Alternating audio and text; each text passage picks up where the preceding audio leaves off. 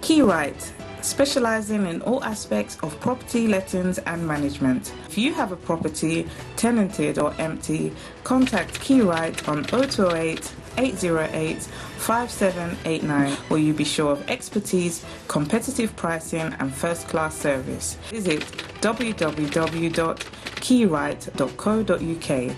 Telephone 0208 808 5789. Keywrite, the right key for your property investment. Thank you for watching Ben Television. My name is Shegun Johnson, and the program is Ben Live, where we introduce and interview our guests, and at a point we'll ask you to call in and ask your question. Today we have an eminent personality, a great actor in the Nigerian politics.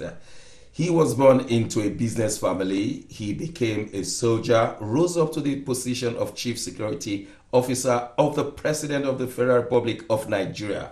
I'm talking of no other person but Major Hamza Mustapha. Major, you're welcome to the program. It's a pleasure. Thank you. We are very glad to have you at Ben Television, and we believe that the next 1 hour we'll get to know you. Sure. Now, since you have been a major actor in Nigeria, many do not know your background. Before we go into other things you've done for Nigeria, may we know where you were born? If you don't mind, tell us when you were born and your primary, secondary, and military education. My name is Hamza Mustapha, born to the Mustapha family. I was born in Unguru, Yobe State. I had my primary and secondary school in Yobe in Unguru. Then I had my military education in Nigerian Defense Academy. I belonged to 28 regular course. I rose from there, having been commissioned in 1983 as a second lieutenant. Then through to the services I rendered, and I served in different parts of Nigeria and at different capacities. Your parents did not want you to be a soldier, did they? They didn't. There was this belief then that to be a soldier, you may be there and as a partially responsible person, partially in the sense that some certain ethics that were seen and believed in discouraging people to join the military then was that an individual who becomes a soldier may be a drunk and may not be respectful to his parents or may not adhere to the ethics or the culture of his environment and the rest of it. So you've seen that.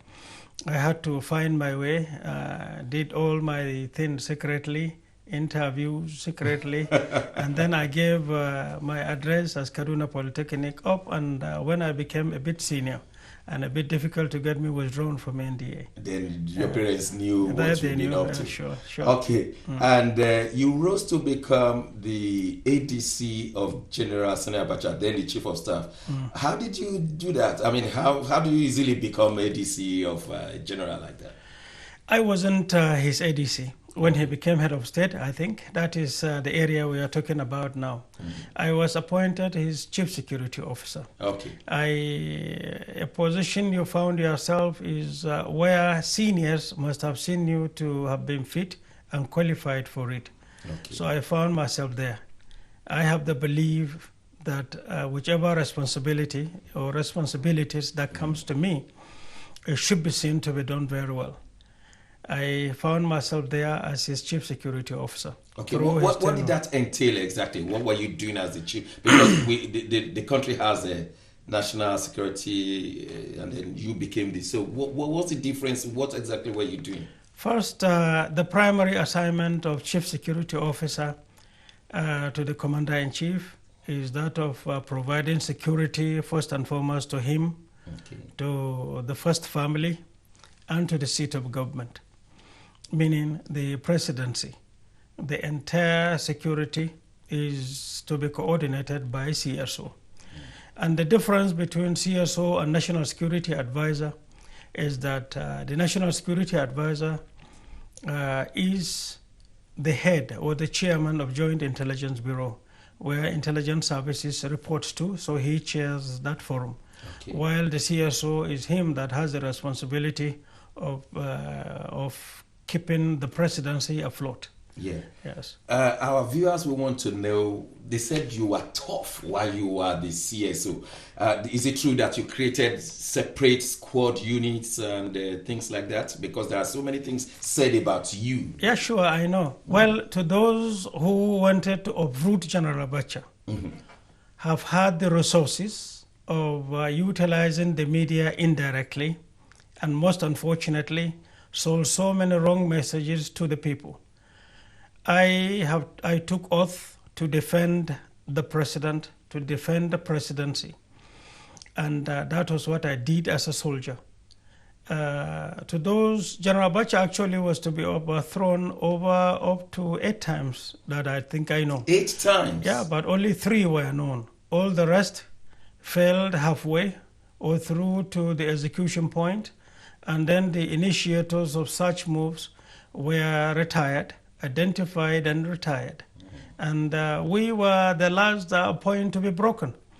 Now, a soldier that has sworn to serve his country is what is called a reliable soldier. Okay. A reliable soldier that can be relied upon, can be depended upon by the country.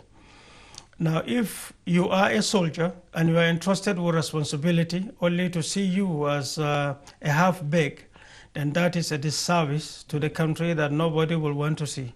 In this country that you and I are in, the pride is that a soldier is a soldier true to itself. That's correct. And when a country has soldiers true to itself, and a man who can say, I can equate myself with any other man anywhere who stand to voluntarily say, I'm a shield to his country. Yes. That is what we are, and that is what we do to Nigeria. Major Hamza, I'm going to ask you some serious questions, Yeah, go if ahead. you don't mind. Please, any question. Any question. Anything you Let's want. start with the death of the president. Right. He was one of those who died. Many presidents have died in action while on seat in Nigeria. Now, Nigerians tend not to know the exact truth. Somebody said he was killed by Apple. Somebody said some other things. Please, as the closest man to him at that time, how did General Sani Abacha die? General Abacha, may his soul rest in peace, have had so many enemies who also are powerful today. Like I said, they utilize their resources in spoiling him. But to me, when a person dies, and when you come to the fore because of personal interests or greed, or because you have money or influence, and be telling lies against the dead, remember, the dead has gone back to God Almighty. So if you are fighting the dead, you are fighting God Almighty. That is to start with. But in the real sense of it, General Abacha has died the way I described at a Puta panel in the year 2001. He died seated at a palo, and I was there about 21 minutes based on the camera reading after his death. So there is a book I'm writing which will now come to the fore and away from the smearing propaganda where we call white, white, black, black. Nobody is perfect. The imperfection of man affects every single human being. These imperfections put together is what I'm putting together to write. I will not sing General Abacha. I will also not tell lies against him. Yeah. We will call it the way it was for people to be able to see and distinguish facts therefrom. Our viewers will like to know what happened within the 24 hours to his death, if you don't mind. 24 hours to his death? Yes, sir. Or after his death? Well, let's take the first to his death. All right. Take 24 hours after his death as well. Well, if you look at the routine of the president, we have had a visitor, led President Yasser Arafat. We also he has had several meetings with elders of Nigeria, some in government, some outside government. And he also had meeting with so many ministers. He has had meeting with foreign delegates that came to him, who were with him till about 2:30 a.m., some hours before his death. Yes, he has had all these activities. Wow. And then suddenly things took for the worse, in his body. Well, in the morning, Yes. he died in the morning, seated on a chair looking off. I found him fuming like I described at a puta panel, and that is the way I saw him. And what we did was to have summoned his chief physician, Okay. and yet another doctor who was resident in the presidency then.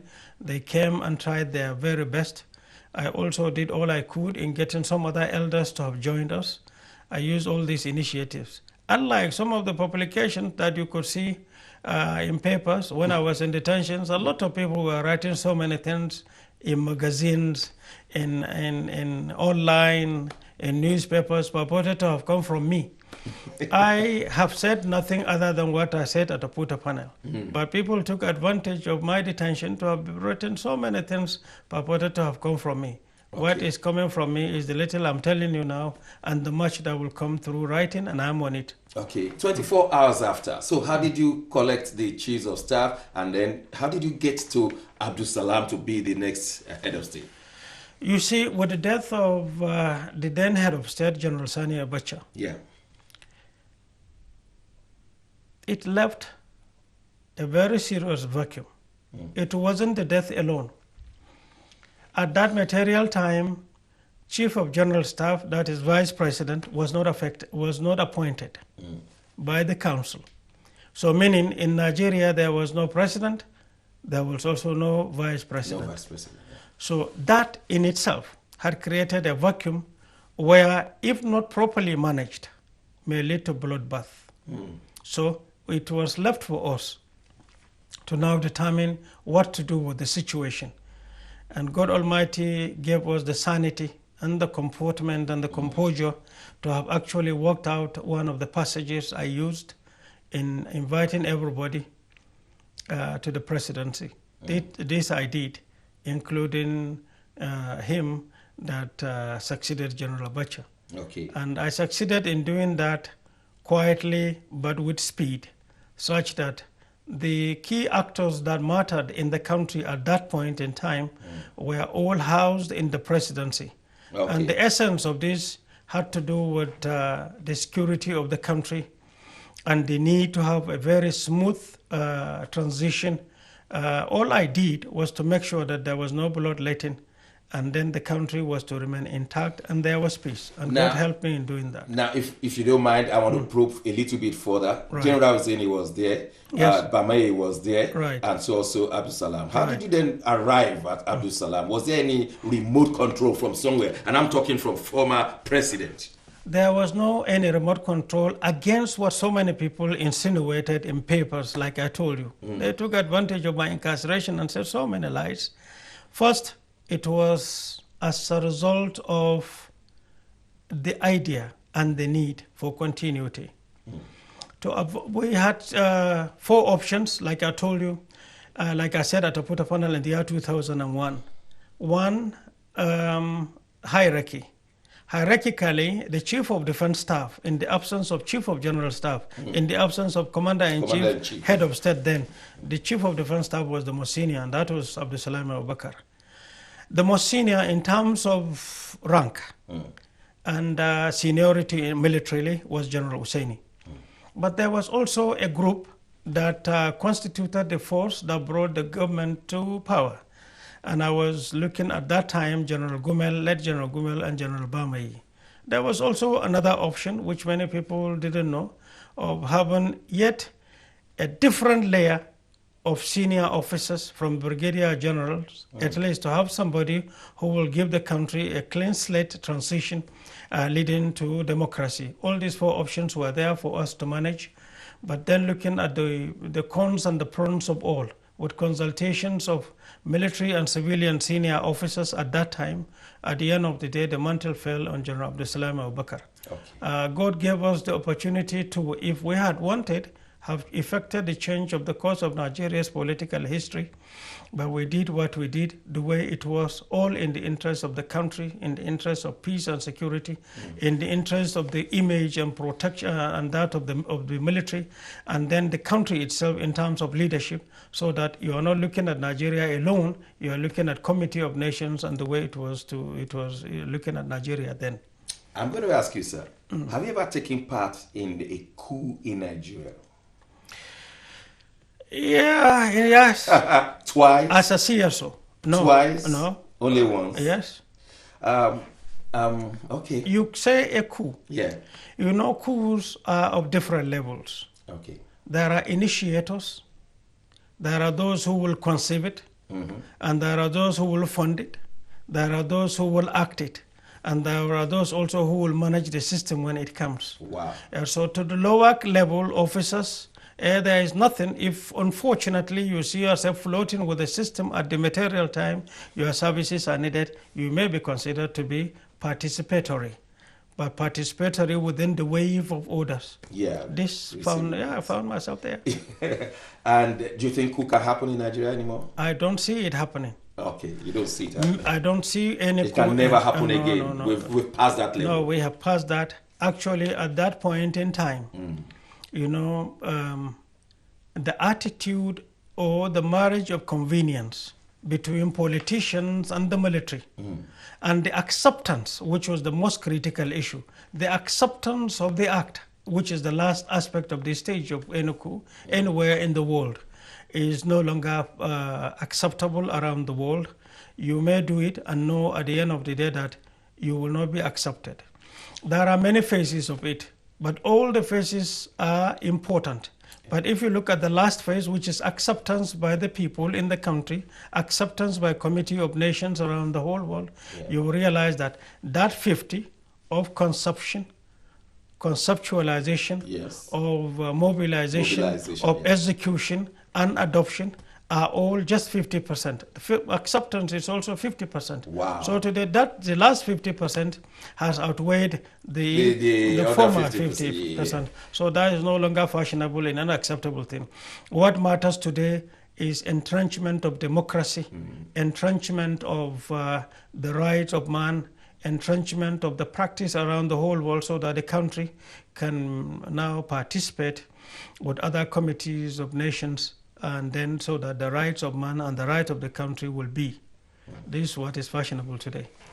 Major, when your principal died, General Abacha died, then you were arrested and castrated for 14 years plus. 15. 15 years. And do you want to tell us why did they arrest you? Because you were just doing your job as CSO. Well, first of all, there was betrayal of trust. Of all I did was for the country.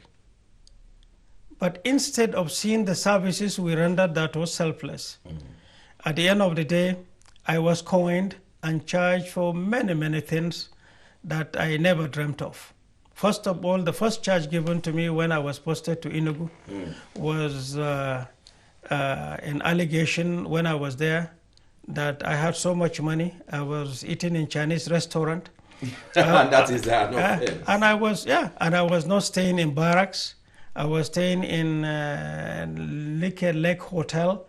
All kinds of lies. While I was right in barracks, living in MOQ 5, next to the mosque, and then living with all the officers there, and then going on with my military assignments and life in the barracks. Unfortunately, every day I wake up, I will see front pages of papers presenting different things to me. In fact, one time, General Popola, the GOC, then called me and said, look at this paper. He showed one of the papers. I wouldn't want to mention them. He said, if I were not to be here, I won't believe. I may end up believing what I saw in the papers. But look at you and I. Yesterday, you spent the whole day working in these headquarters. And yet, look at what papers are saying, that you are staying outside door, you are that, calling me all kinds of names. Okay, that was going on. And this was going on from those I know I offended. How did I offend them? I refused some certain groups to rule Nigeria. I insist on hierarchy. Unfortunately, those who even supported to hierarchically had the opportunity of ruling Nigeria became subservient to those whom we denied. And we didn't deny them out of personal interest. When you are seeking for power or you have the opportunity to hand over power to people, you now look at many factors and hand over with the sense of service to Nigeria. What other things did they charge you for? Which were very serious. I was charged for coup. Oh, you were charged for coup? Yeah, sure. Against who? As soon as, Against who? as soon as against General Abdulsalam Abubakar at that time, as soon as I came to Enugu, first of all, he was sending so many bodyguards from Abuja all the way with guns upon me to give them their money, that I had taken money from them. But all I know was there was hunting and taking over between myself and General Abdulsalam Abubakar and his CSO at that material time. And I tell you, a toothpick out of the presidency I have never taken. A toothpick I have not. I handed over all I knew that was there sincerely and between God Almighty and I did it. We endorsed all these documents. But soon I was charged for coup from Enugu. Initially, I was charged for being in possession of the entire properties left by General Abacha and family. I was punished and tortured. They also later changed the charges to be that I was in charge of the monies left by General Abacha. The money they took, I handed over to. And then when they realized it was going to backfire, charge was changed. I was also charged with liaison with Libya, and I have gotten bombs from Libya. And then the bombs were coming from Libya to Enugu, and I was to use the bombs in taking over government. So even if it is cartoons, this doesn't make sense. If there is narration should be closer to truth, not rhetorics.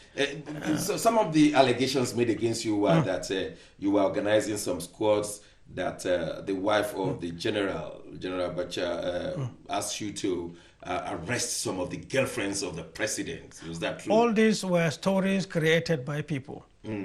I saw the wife, the first lady, the wife of late General Sani Abacha, when I was allowed. After the death of General Abacha, I didn't participate in the burial. We were holding fort. We were holding the seat of government then. So you never arrested any girlfriend of the president? I'm coming. There was nothing. There were so many insinuations. Okay. She was busy managing the family with all the problems upon her, with all the visitations by many leaders around the whole world. What time had she? I only saw her on the 7th day prayer, and I was only allowed an hour in Kano. We came, we were flown in from Abuja, and I had to fly back. Because after General Abdulsalam Abubakar came to power, I also was saddled with the responsibility of handing over the entire house to him in phases, and that I was doing. So I had no time to move to nowhere. From there, I was posted to Enugu. So I hadn't any time of even sitting to meet with her. Do you want to take questions from our callers? Yeah, sure. Well, we have the first caller. Please. Hello, who is calling? Hello. Hello. Yeah. Good evening, Major. Man, evening, how are you doing? I'm not bad. What's your name, sir? My name is Neo. Studio, can I have one person at a time? Okay. My name is Neo. I'm calling from Milton Keynes. Okay, Neo from Milton Keynes. Yeah, what's your question to the Major? First of all, it's quite interesting to see monetary. We've always, most of us have always known an allegation. My question to him, when books comes out, first of all, how is he going to, where can we get hold of the book?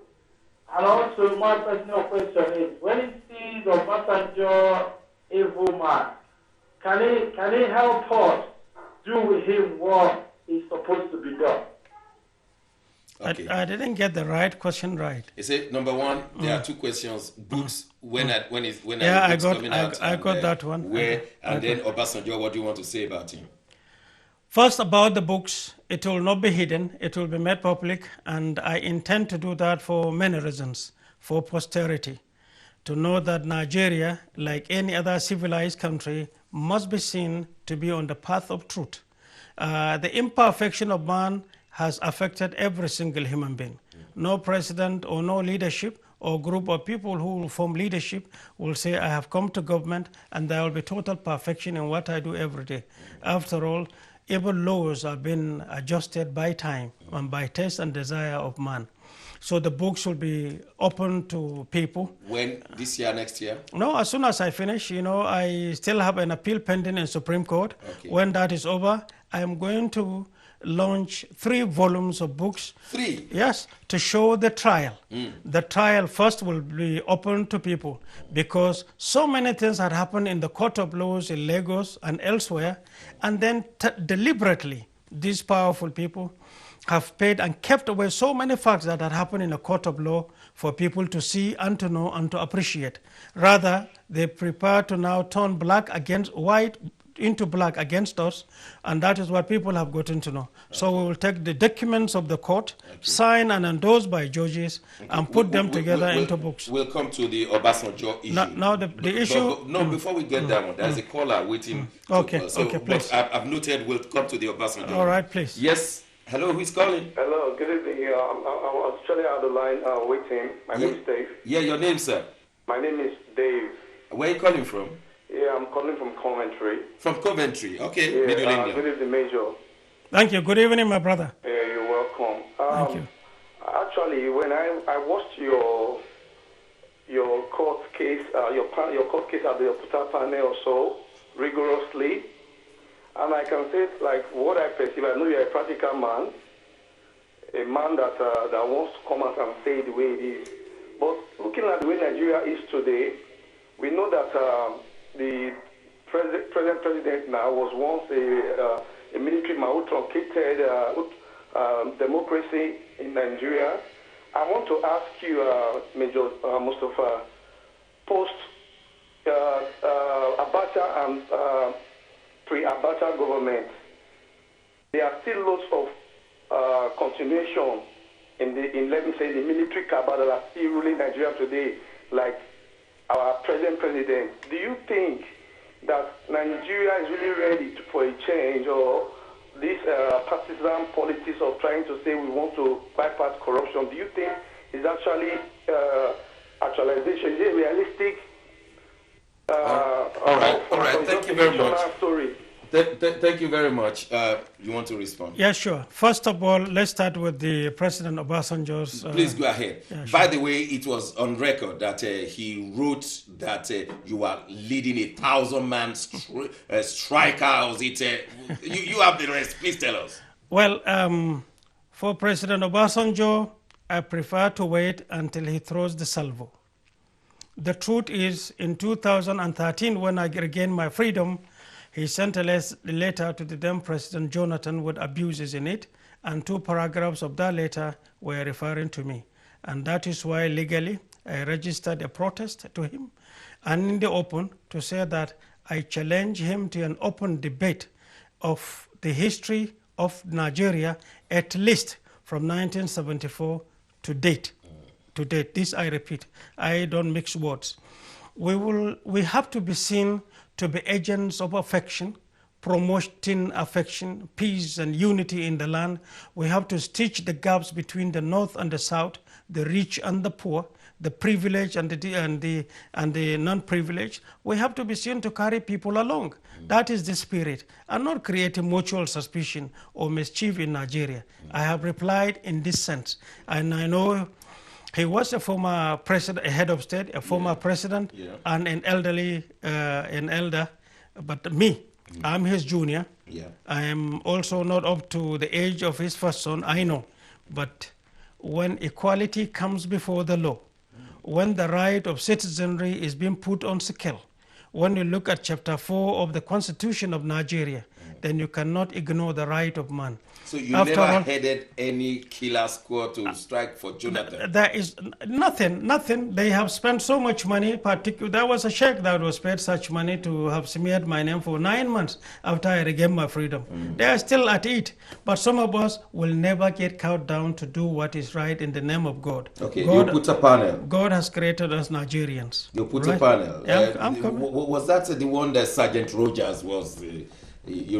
Sergeant Rogers yes, sir, came to court and after so many intervals recanted and spoke about those who recruited them, who paid them the money to say what they said, how they crime what they crimed, and then how to say it in court, who was coaching who, and how much they were paid. All this was said in a court of law. It's in black and white. That's why we now have a book. And the title of the book is called Trial, Travails, and Triumph.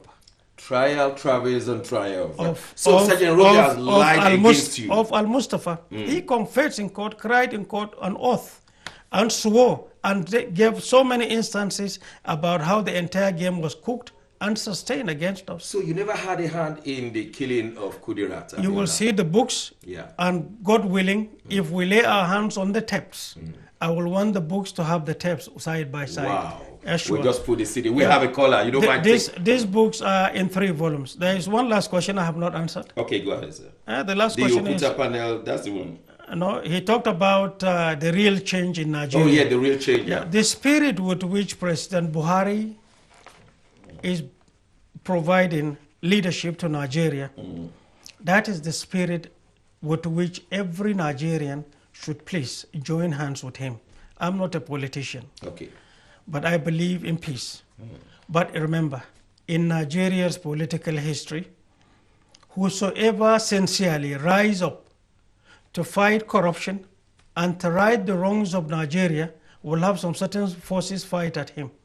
Today, President Buhari is on his feet, seeking for support of old and young to fight corruption. And I think this is the time to give him a hand, to give it a trial, so that yesterday's mistakes as recorded by our history will never in any way be recorded. After all, if you look at the age of the president and look at the future, you can now say all he's doing by way of leadership and by way of fighting corruption is nothing but sacrifices for generations to come. So I think we should take away rhetorics and then look at realities and give a true definition. We should always give a mental appreciation of issues, not from hearsay. Even if I come to you and say, what I'm wearing is not black, then you should be seen to look at it deeply on your own and give it the right definition and work with it therefrom. Is his approach slow for Nigerians? The approach may be good, but is it slow? The question is, you and I and the caller and the entire Nigerians, are we aware of the weight of the roads he met? Do we know the position of the country as at now? That is why a system like the ones that is being done in America, openness for ease of administration, that's right. Openness to do away with mutual suspicion between leadership and the led, are these two. So I think if there is an advice that should go to the government of Nigeria is to now open up and say, this is what we are meeting and this is the approach we are taking. Let's take another caller. That will lessen mutual suspicion from the people. Thank you, sir. Hello, who is calling? Hello? Yes, sir. What's your name? Where are you calling from? Calling from London. What's your name, sir? Pardon? Your name, sir? John. John from London. Yes, go ahead. What's your question for the Major? John from London. Yes, sir. Go ahead. I said, John. Yes, what's your question? Yeah. And there are 2 questions for our guests. We've lost John. It's a shame. Well, let's go to some other things. We were told that you were in the jet of the president of Christian Association of Nigeria that took, was it $7 or $13 million of Nigerian money, and you were arrested in that jet in South Africa, and you stayed there. They were looking for you all over Nigeria. They couldn't find you, and they said you were arrested in South Africa. What do you say, sir? Most unfortunately, this is part of the propaganda. I have never been to South Africa all my life. All my life, I have never been to South Africa. Those who are aggrieved with the freedom God Almighty has granted us after spending 15 years of torture, of persecution, of all kinds of humiliations and deprivations in detention. There's some people sponsoring all these sort of lies against me. So we have to be very careful what we hear. Yeah, sure. Once you see try to call. Mustapha, where are you? At least that will be able to tell you the truth. I had the same rumor. I had a traditional ruler who met me at the airport at that particular time you are talking about. And he took me aside and said, we were told you were in detention in South Africa. You were on board an aircraft that went to buy arms. I said to him, I have been here in Nigeria busy actually bringing in peace between communal ethnic groups in different states, particularly in the north. We were busy stitching the gaps and bringing in peace to community, while some others are busy investing. In fact, we'll come to your NGO investing and spending on how to spoil one's name. But this will never deter us. Service to this country is part of religion. Yes, I'll come to that. We have a caller. Hello, who's calling? Hello? Hello? Yes, what's your name, sir?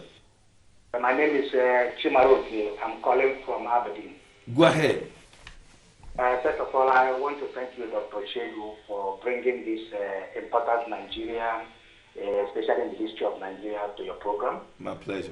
This is the closest some of us will get to understand him. And watching the program, I see him very intellectual, and in fact, I think he's probably more intelligent than those he's been securing and providing security for.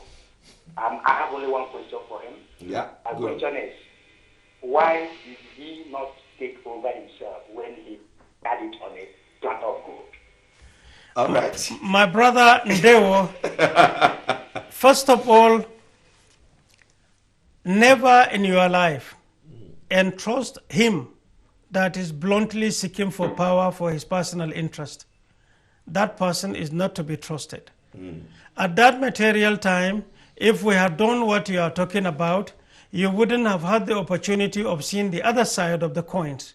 It is because from that time till now, you have been able to see the other side of the coin. That is why we are being appreciated. If we had done what you said, we would have been seen from a different light entirely. But today, those who were singing holier than thou before the death of General Sani Abacha, if you now put them on scale and look at their activities and the antecedents that has brought Nigeria thus far, you will be able to clearly see from personality data profiling of Nigerians, big and all, you'll be able to decipher yourself and know that there were people who are there but playing games with the senses of Nigerians.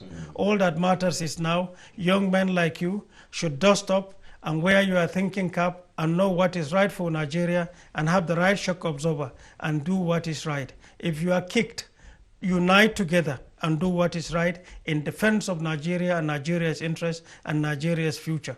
Some of us watch the ripple effects and they're going on all over the place. Right. What's your reaction?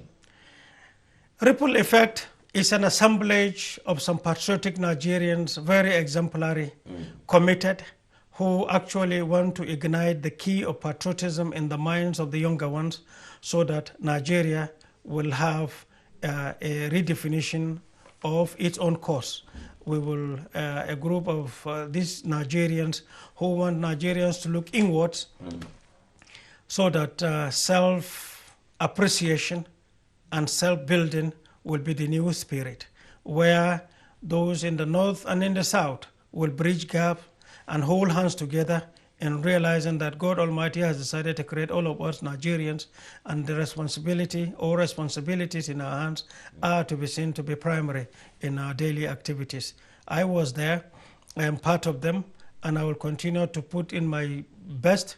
I'm ready to sweat. It's not for us, it's for the younger ones to realize this. They have a program that will take them all to the 36 states of the Federation and Abuja, and I know when that is done, there will certainly be some aspects of patriotism that will bring a new life in Nigeria. There are still many things to discuss, and sure. there are many callers. Let me just take one caller. Hello, who's calling?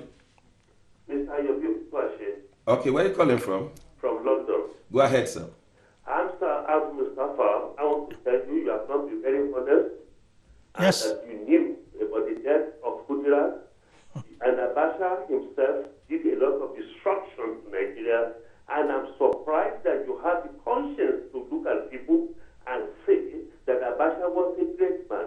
And you yourself have the boldness and the authority to tell Nigerians when you should be ashamed about the death of Gujarat, about the death of many people. We will not forget the destruction you brought on Nigerians. And Okay, let him respond, please. I'm going to apologize to Nigerians and repent of your sin. Okay, let him respond to what you have said. We don't have all the time. Thank you for your... Okay, thank you. Thank you. My Just brother, respond. no, very well. My brother, Ekuro Leo, first of all, I will say ignorance is power. Excuse me, studio, can you please allow him to respond? Thank you. My brother, I listened to your question, and you are right to have said it the way you said it. When a propaganda is sustained in the minds of the people, you will have nothing but to react the way he did. Even judges reacted the way you did. Justice Christopher Shagun, the Chief Judge of Lagos at that material time, was using what he read in papers and what he listened to in radio to have the moment we stepped into his court call us criminals. That is unacceptable by a judge, but we accepted it. It is not him. It is what he saw and what he read in papers. Those who fought General Abacha, who saw Abacha as their enemy, actually were the ones. Unknown to the caller, so much had happened in the court of Lagos, and the truths are there so documented for the whole world to see. But many people were not coming to court. They didn't see what was happening in court. They only see what was in papers. I give you an example. Sometimes, if a particular adjourned date is given, for example, tomorrow, by tomorrow, we may be kept in prison, and we will not be allowed to come to court. But the papers of the day after will write some certain stories of us in court saying B and C, and it is front page, and everybody will read and take it to be so. So because there was sustained information management against us, not necessarily because people have known the truth. Now look at late Chief M.K.O. Abiola. The relationship between him and I is that of a father. I said it at a Puta panel. And there were so many instances. And then his death is one of the reasons why I have faced the detention I faced. I took so many things and volunteered. I was with him. I was with him till that very moment. If we had watched what happened in 2001, where the truth come to the fore. But they kept it away from telling the people. But in 2012, the judge said you are guilty and you should be hung. Yes. So how did you feel at that time? I felt normal. Ask me why. Yeah, why? If you are guilty, that is when your conscience will check you. I felt normal because even the facts before the judge at that material time in the court had not and cannot ever give her the audacity of presenting the judgment she gave. There is so much that is coming in my memo. And there is so much that is coming in the trial that the whole world will get to know. I'm just keeping quiet for now. A year until the books are after, done. you were cleared by a higher judge. Right. And that judge said that... Justices, three justices. Three justices. Yes. And they all were in your favor. Of course. And they said the judge in Lagos was massaged or was stroked to hang you. That judgment delivered by that judge in Lagos was done by some other forces, and by the grace of God, I know them. And time will permit me to write it when the Supreme Court finishes, so that tomorrow no person will be singled out for persecution in the same way I went through. You were castrated for 15 years. Tell us when you lost your freedom for 15 years, what was going on in your mind? First of all, well, if you have faith in God Almighty, you should be prepared for unforeseen of tomorrow. When I was picked in Enugu on 21st October 1998, I was taken to different parts of Nigeria. And we went through what you can never print easily. We were dealt with. I was kept in a nutshell, so that I can save your time, for 5 years, 2 months in solitary detention with torture. The remaining 9 years, some 7 months, I spent it between Ikoyi prison, maximum security prison, and Kuja prison. Altogether 15 years minus a month. Wow. That's what I spent. In this, my brothers, my wife, my children, my relations, How many children do you have? My parents, I have two, I have a boy and a girl, were subjected to humiliations you can't print. And all because of me. And all because of the facts that we know, the issues of the transition, and the issues between Abiola and that group, and issues and questions we raised at a Puta panel that are still unanswered. That is why I said ignorance is power when I was answering my last brother who was talking from the ignorance point of view. Has Sergeant Rogers come to apologize to you now? Sergeant Rogers is in the hands of the national security. They are keeping him. Right now? Yeah, of course. Where is he? I don't know. I have regained my freedom. All I'm doing, one of the reasons that brought me here, is actually treatment of the torture inflicted on me. I'm here to come to hospital. The last time I was in UK was 1989. That's the last time I came to UK. Okay, tell me, Major, how come you still have heart to help Nigeria? Because since you came out, you have set up an NGO called Mustapha Unity and Development Organization. Right. Number one, tell us what you do. And number two, how did you come to serve a nation that castrated you for 15 years, that offense you didn't commit? My brother, on my own, from 1984, I had on my own having so many activities with youth associations. I have registered so many youth associations from the north to the south since that time. And within those, I have helped to have registered and have had associations. There are many in high places. There are many in politics. There are many in civil service, in states and at the federal level today. The best thing every citizen can do is to utilize his opportunity that God Almighty has given him in now reaching out to those who need it, in reaching out to promoting unity in his country, in reaching out and opening opportunities open for the sons of the poor and the poor to rise, because it is only in so doing that peace will reign, understanding and mutual suspicion will give way. So understanding you will operate throughout permeate. Nigeria? Of course I operate. I don't have any barrier. From north to the south, everywhere is home, God willing. And you are looking for development. Are you cooperating with government, state governments? Yes, I do. There are a lot of activities we are doing.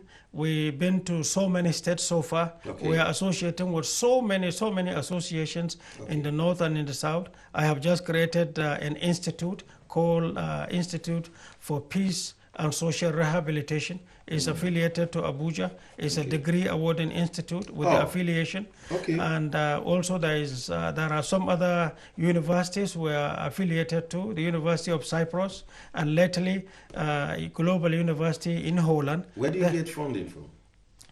We look into the universities and look at the international donor agencies through the universities. What we are doing is opening opportunities for students to now enroll.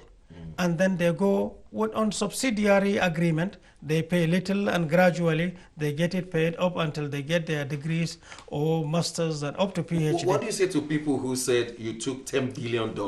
Yeah, there are so many. There are magazines as far back as 1998 where people are saying I have taken billions, that and that. Yeah. If I had taken Nigeria's one kobo, there is no way I can come to a Porta panel to have put an open challenge.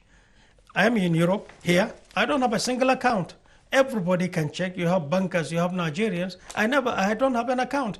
I opened an account when in 1989, I was brought by the Nigerian army to treat typhoid fever that I had when we were sent to Bakassi at that point in time.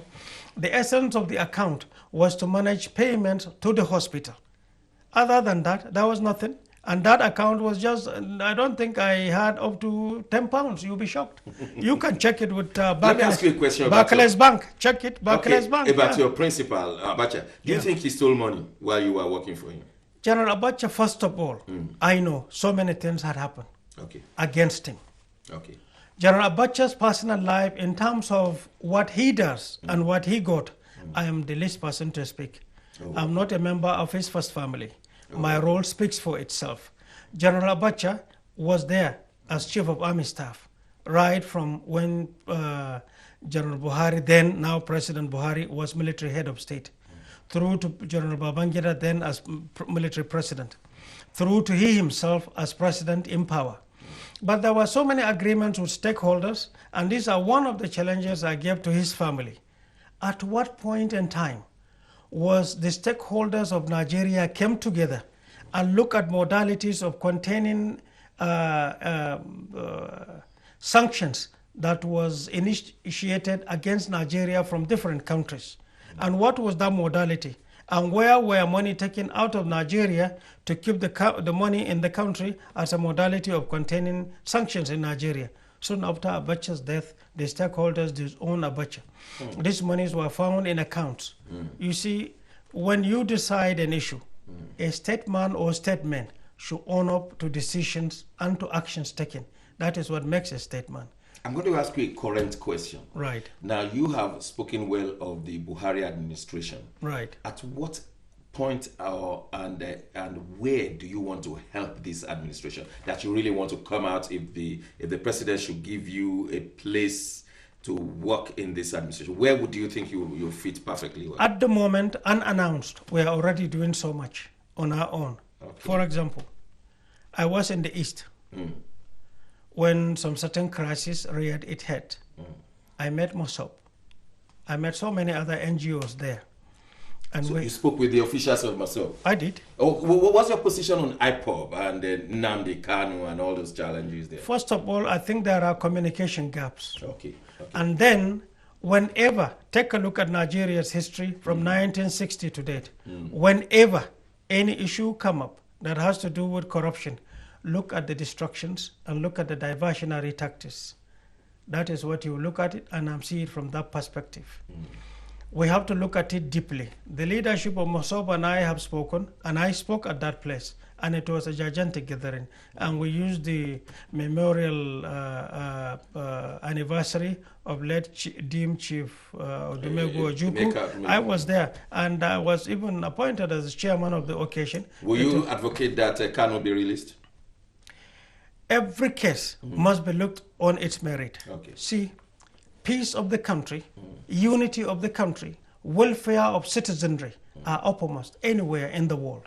The issue of calling for war should not be. The experience we have had at civil war was too much, where innocent will be the one to be subjected to this suffering, should not be seen to be revisited. What every right-thinking Nigerian should do is the welfare of the country, well-being of the country, security of Nigeria, growth and development. This is what we should concentrate upon, where the old will be loved by the young, where the young will understand our culture and respect the old, where the young should know that they are the ones that are vibrant, that have the zeal to provide services Major, of protection. We're going to close in a minute's time. Right. I want you to look at your camera. Right. Tell Nigerians again that you are being cleared from killing Kudirat Abiola, and that today you are a free man. They need to hear it again.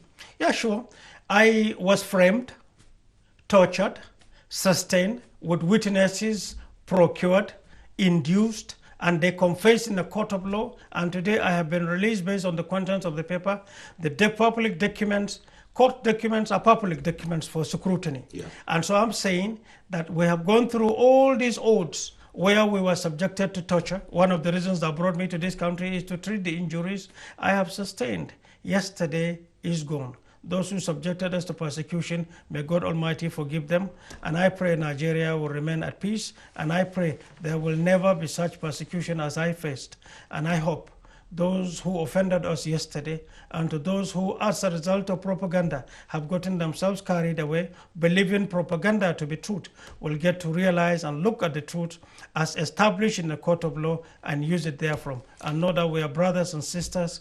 God has created us Nigerians, and we are stakeholders to one another. Major Hamza Al-Mustapha, the Chief Security Officer of General Sani Abacha, the one who has been castrated for 15 years, the one who is coming to London for the second time in his lifetime, who has never visited South Africa, the one who has been cleared of killing Kudirat Abiola.